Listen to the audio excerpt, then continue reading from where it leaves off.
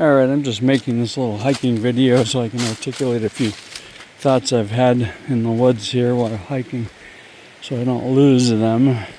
Had kind of a rough morning and I'm realizing, people go off on me and get mean, and I take it personally and get kind of rejected, kind of wondering what's behind all this. I need to let it go.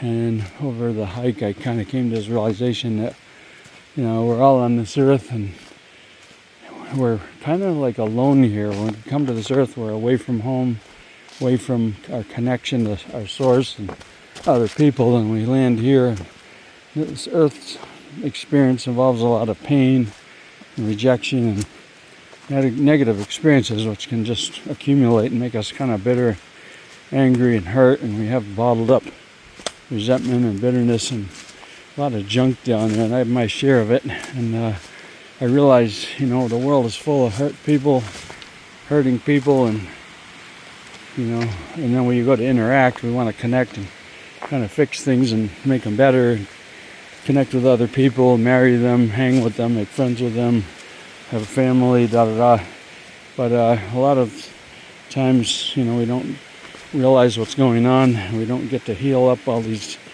damaged areas of ourselves or others, so we begin to retaliate and get negative. And according to the whole NDE school of thought, is love is what's on the other side, and that's what makes everything good, and fear is the opposite, that makes everything bad and makes us feel disconnected and alone and hurt and be afraid to do anything about it, or to returning evil for evil.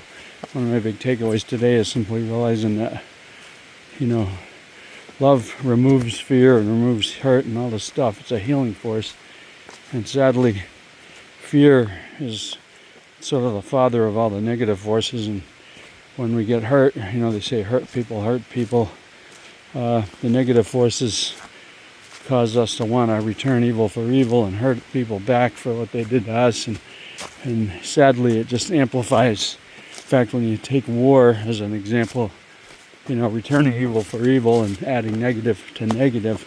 I don't have the final answer on how to go about this, but I know there's validity to the principle of not returning evil for evil, not returning negative for negative, because it just creates more negative and more damage, and we end up hurting ourselves and other people.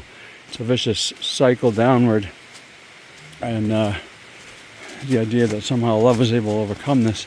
I did come through a point of just on this beautiful nature type hike of realizing how beautiful nature is, and being outdoors is, and how therapeutic it is, and it helps you get in the right mindset to kind of think this stuff through. And I realize, just coming to the realization that we're all similar. We've all been through our share of damage and hurt, so it's easier to kind of let go of being angry or hurt or judging other people if we realize we're all in the same damn boat, and we've all been hurt and damaged, and people go to hurt us or damage us. First instinct is to reject them and try to cut the losses and cut the pain and just return on them what they've done to us, but in the end that doesn't really work. And somehow I came to this realization today that we've all been hurt, we've all been damaged, and returning hurt for hurt and evil for evil is really not the right answer. So after coming to that realization, I kind of was able to let go of some of my own hurt and just say, man, it's we need a recharge. Need to and this thought came to me: discharge the emotional capacitor.